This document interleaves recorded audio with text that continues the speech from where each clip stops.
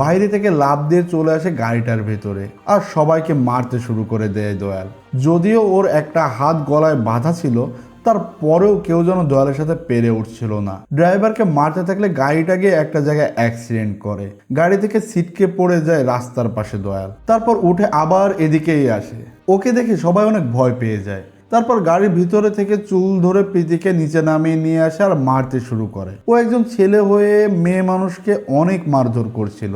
কিছুক্ষণের মধ্যেই সেই গাড়ির মধ্যে থাকা অন্য লোকেরা এসে ধরে ফেলে দয়ালকে, আর এই সুযোগে প্রীতি দৌড় লাগায়। কিছুক্ষণের মধ্যেই দয়াল ওখানে থাকা লোকদেরকে মেরে আবারও ফলো করতে শুরু করে প্রীতিদেরকে।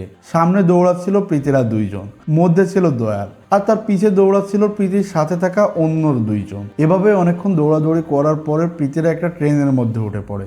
সেখানে একটু স্বস্তির নিঃশ্বাস ফেলে ওরা, তবে খুব বেশিক্ষণ টেকে না। কিছুক্ষণের মধ্যেই ট্রেনের মধ্যে চলে আসে দয়াল আর ওদের দিকে আগাতে শুরু করে।